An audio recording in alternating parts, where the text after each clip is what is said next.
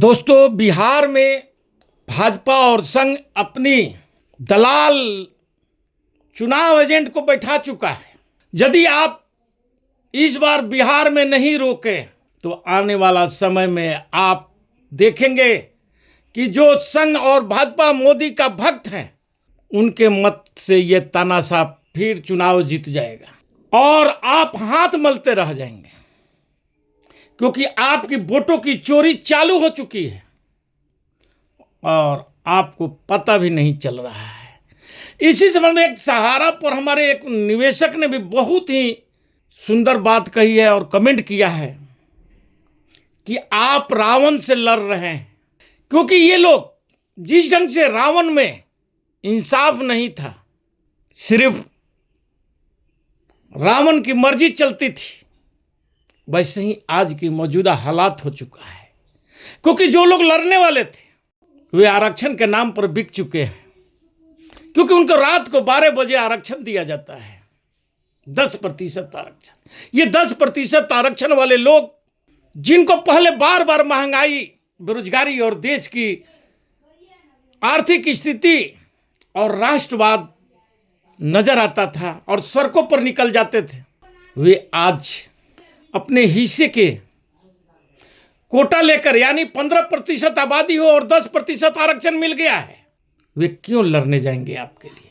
लेकिन लड़ना होगा उन, चाहे गरीब निवेशक हो, सहारा जमा करता हो या ईपीएफ की लड़ाई लड़ने वाले लोग हैं, या जितने भी प्रोटेस्टर हो, चाहे किसान हो, उनको अब सोचने का समय आ चुका है, क्योंकि किसानों के साथ भी वही अन्याय करने की ये सरकार मन बना ली है।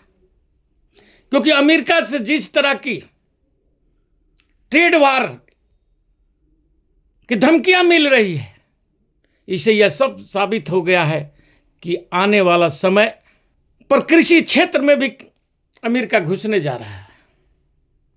आपको पहले ही आपकी जो इंडस्ट्रीज थी उसे खत्म करके एसेंबलिंग के मार्केट में खड़ा कर दिया गया है भारत को, और चाइना से माल लाते है पूंजीपति, और भारत में असेंबलिंग करके मेड इन इंडिया लिख दिया जाता है, जिसकी कमाई पूरी की पूरी कमाई चाइना को जा रहा है। जो कांग्रेस के समय में चाइना के साथ हमारा व्यापार था, और आज का व्यापार को देख लीजिए। उधर रशिया पर प्रतिबंध लगाने के लिए भारत को धमकी दे रहा है कि आप उससे सस्ते तेल नहीं खरीदिए। यानी आने वाला समय आपके लिए और विकट होने जा रहा है।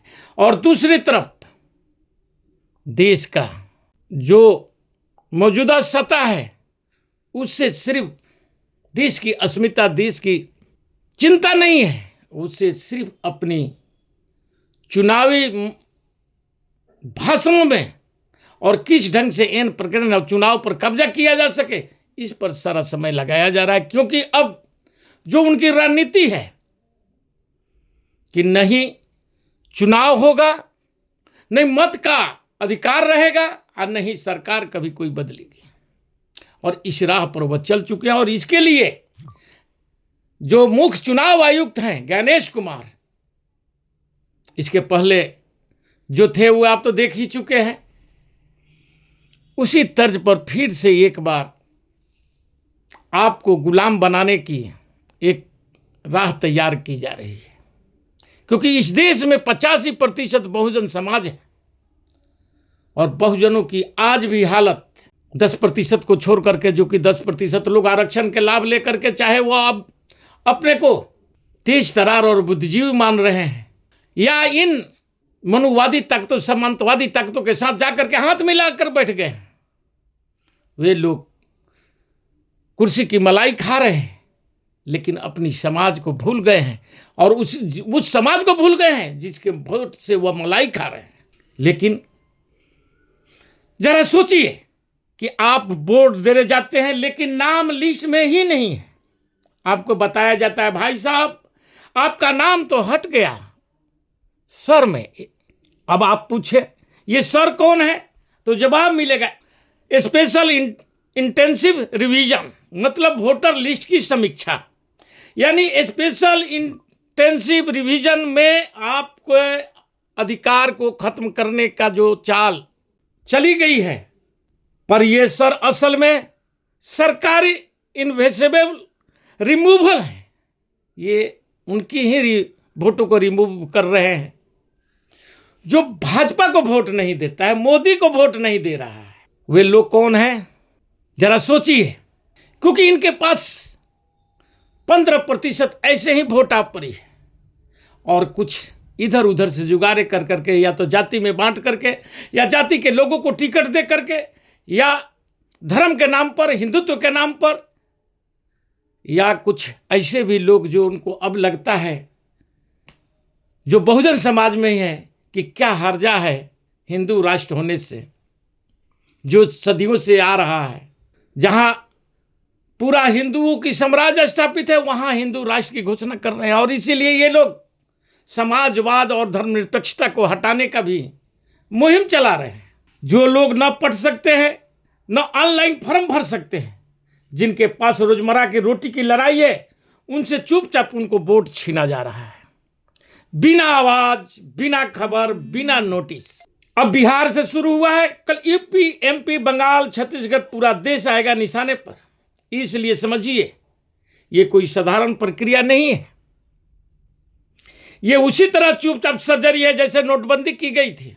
बस तब जेब काटी गई थी, अब आपका संविधान के द्वारा मिले अधिकार काटे जा रहे हैं। आखिर ये हो क्यों रहा है? क्योंकि भारत की मोदी सत्ता पर एक पार्टी नहीं, एक सोच काबिज हो गई है, जो संघ की सोच है। ये मोदी सत्ता चाहती है, वोट केवल उन्हीं का रहे जो मोदी के अंधभक्त। बाकी के नाम काट दो, मुसलमान हो, दलित हो, खेतिहर हो, मजदूर हो, या महानगर में किराए पर रहने वाले युवा हो, जो किराए के घर में है, उन्हें भी हटाओ। जो आधार से नहीं जुड़ा, उन्हें हटाओ। जो बुजुर्ग है, जो माइग्रेट है, जो झुग्गी में है, सबको सर के नाम पर गायब कर दो। ये कोई गलती नहीं है, ये योजना है, ये सरकारी योजना चलाई जा रही है। और चुनाव आयोग जिस संविधान ने तटस्थ बनाया था, वे आज दरवाजे बंद करके रखा है। विपक्ष मुलाकात मांगता है, चुनाव आयोग मना कर देता है, जैसे ये कोई बीजेपी की शाखा हो। भारत का संविधान द्वारा प्रदत्त चुनाव आयोग की वह कार्यालय न हो। और जब मिलते हैं तो कहते हैं ये नया आयोग है, जैसे नया भारत बनाया गया था। क्या मतलब है इसका? क्या नया आयोग संविधान को नहीं मानेगा? क्या नए आयोग की नई जिम्मेदारी है सिर्फ भाजपा की दलाली करना? तो अब क्या करें? किसी भी मोहल्ले में जाइए, लोगों से पूछिए, वोटर लिस्ट में नाम देखा क्या? हर घर में ये बात बताई जा रही है। सर का मतलब है वोट की सफाई, ताकि तुम्हारी आवाज संसद में न पहुंचे। और नाम क्या दिया गया है इसे? राष्ट्रवाद, रोहिंग्या को भगाने का। इनको हर जगह पूरे देश में रोहिंग्या है। 11 साल से ये सिर्फ विदेश घूमने और रोटियां खाने के लिए ये सत्ता पर बने हैं। रोहिंग्या घुस रहा है तो कैसे घुस रहा है? कौन घुसा रहा है? क्या हमारा सेना उसमें मिला हुआ है? यानी ये सेना पर भी सवाल उठाने का ये प्रयास है। ये संघ और भाजपा की अपनी सोच है। सर, आरटीआई के लिए जानकारी मांगो, भ्रष्ट चुनाव आयोग को पत्र लिखो, गांव गांव बैठकें करो, और सबसे पहले अपने और अपने परिवार का वोट चेक करो। इस बार वोट नहीं पड़ा तो अगली बार तुम्हारे घर का पता भी सिस्टम से हटा दिया जाएगा, क्योंकि तुम रोहिंग्या कहलाओगे। तुम्हें 5 किलो अनाज भी नहीं दिया जाएगा, जो ये मुफ्त की अनाज दे रहे हैं, और 3000 टैक्स के रूप में वसूल रहे हैं हर माह। ये लड़ाई संविधान बचाने की है। ये लड़ाई हमारे बच्चों के अधिकारों की है। ये लड़ाई उस आजादी का जिसे हमारे बुजुर्गों ने लड़कर कमाया था। इसे ऐसे ही जाया न जाने दो। मत सोचना कि भाजपा की राजनीति गंदी चीज है, क्योंकि जो तुमसे वोट छीन रहा है, ये तुम्हारे बच्चे से रोटी भी छीन लेगा। अब बोलो, क्या सिर्फ हिंदू मुसलमान के नाम पर वोट दोगे, या पहले यह देखोगे कि तुम्हारा नाम लिस्ट में है या नहीं? जागो, पूछो, ललकारो, यह सर है कौन? ये सर नहीं, सर्जिकल रिमूवल ऑफ डेमोक्रेसी। और अगर अब नहीं रुके तो अगली बार सिर्फ तुम गुलामों की तरह इस तानाशाह में रहोगे तो जरूर, क्योंकि तुमको कोई देश लेगा भी नहीं। फिर आगे की सोच यदि आपको यह बतलाता हो या यह वीडियो आपको अच्छी लगी हो तो इसे लाइक, कमेंट और शेयर अवश्य करें। इसी के साथ मैं अपना वक्तव्य समाप्त करता हूं। जय हिंद, जय भारत।